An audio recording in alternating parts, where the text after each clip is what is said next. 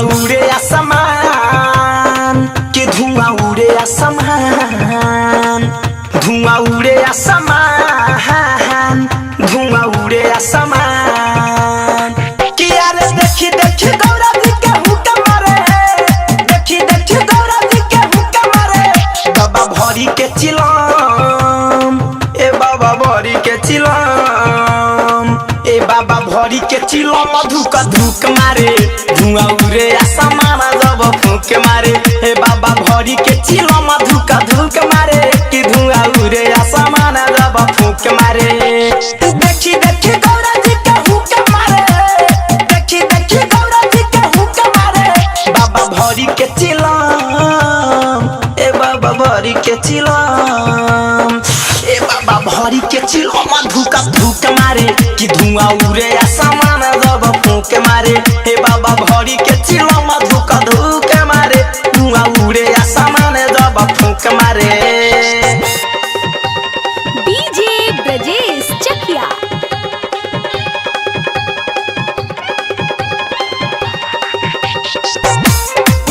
जब फूंक मारे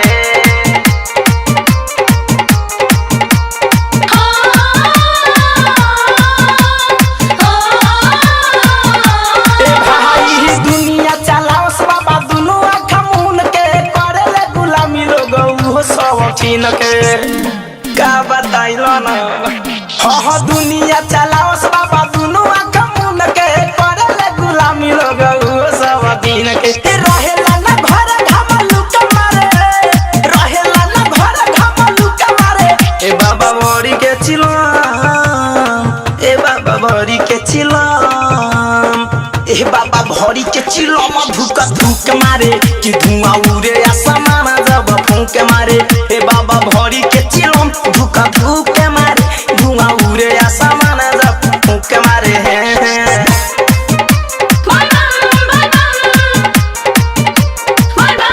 डीजे ब्रजेश चकिया धुआं उड़े आसमान जब फूंक मारे का कहियो फैशन फिरोज कहे हो भोले दानी राइटर उपेंद्र के बुझी परेशानी वो झेला में पड़ले बा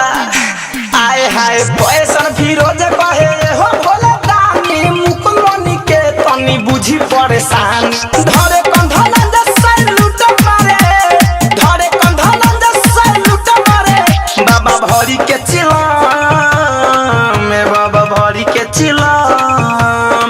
ए बाबा भरी के चिलम धुक धुक मारे कि धुआं उड़े आसमान जब फूंक मारे ए बाबा भरी के चिलम धुक धुक मारे कि धुआं उड़े आसमान जब फूंक मारे देखी देखी गौरा जी के हुक्का मारे देखी देखी गौरा जी के हुक्का मारे बाबा भरी के चिलम ए बाबा भरी के चिलम ए बाबा भरी के चिलम धुक धुक मारे कि धुआं उड़े आसमान जब फूंक मारे ए बाबा भरी